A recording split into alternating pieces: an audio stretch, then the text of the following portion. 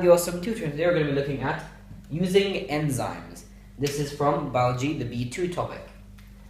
Now what you need to know is that many microorganisms actually produce enzyme, and this makes harvesting enzymes easier. And these microorganisms, they release the enzymes from their cells. Now I need to give some examples in your exam if they ask you for uses of enzymes. Now first I'm going to go through the use of enzymes in homes and then industry. So the main use in homes is biological detergents. Now protease and lipase are both enzymes. Protease is an enzyme that breaks down what? It breaks down proteins. Easy to remember because protease, proteins. Lipase actually breaks down fats and oil-based substances, or lipids. Lipase, lipids, fats. And the thing about enzymes in biological detergents is that enzymes are very effective at low temperatures, such as 35 degrees Celsius or 40 degrees Celsius. So you do not need any heat, and so this saves energy. Of course, if the temperature is too high, enzymes will denature, but I'll talk about that later. Next. Okay, so biological detergents, one more thing I forgot to tell you about them. So proteins and oil-based foods. The reason we use these enzymes, protease and lipase, they break down these proteins, they break down these oil-based foods and fats, so they basically like clean your clothes. If your clothes get food stains such as these, food stains with protein foods or fats and oil-based foods, the biological detergents, proteins and lipase will break these foods down, basically cleaning the shirt or the whatever clothing that got food stains on it. Next. Okay, so in industry, number 1, baby food. So here we have one long chain of amino acids, and this is one protein. And individuals are the amino acids. Amino acids are the building blocks for proteins. And we add the enzyme protease, and this protease starts to break down this protein into amino acids. And we now call this a pre-digested protein. And so we use the enzyme protease in industry for baby food to pre-digest food. So then it's easier for the baby to digest the food, him or herself. Next. Okay, so the second use in industry.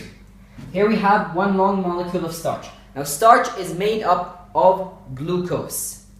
And we add the enzyme carbohydrase, or you could say amylase, which breaks down the starch into the individual glucose molecules. Glucose is just sugar, and we call this sugar syrup. And this is obviously used to sweeten foods. Next. Okay, used in industry number 3. Here we have glucose syrup or sugar syrup. We add the enzyme isomerase. And isomerase breaks down the glucose syrup into fructose syrup.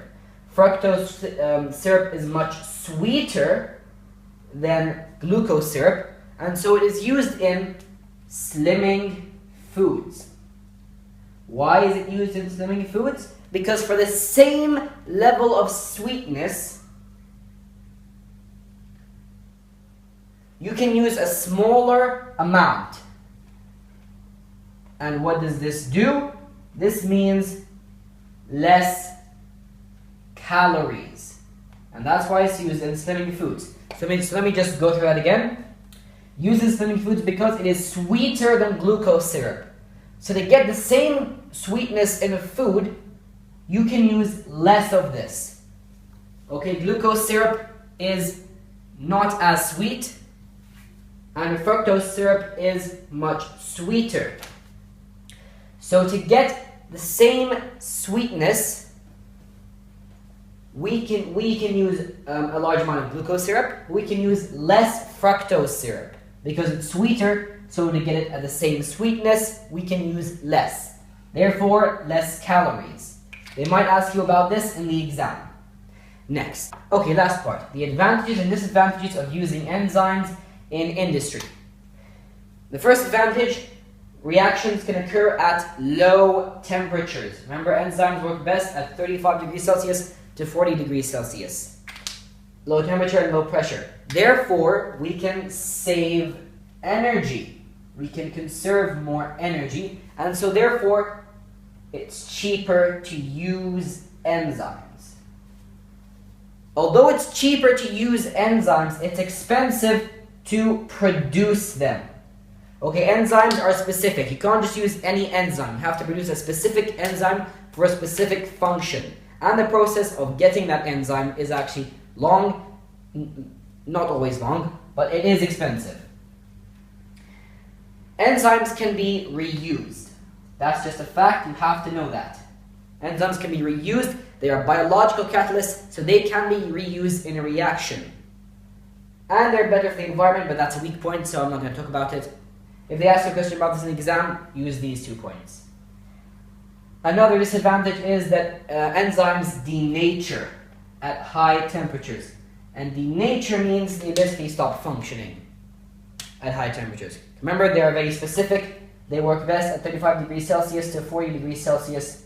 So at high temperatures, it's going to denature, stop functioning, reaction will stop. Yeah. This has been the Awesome Tutor. Bye.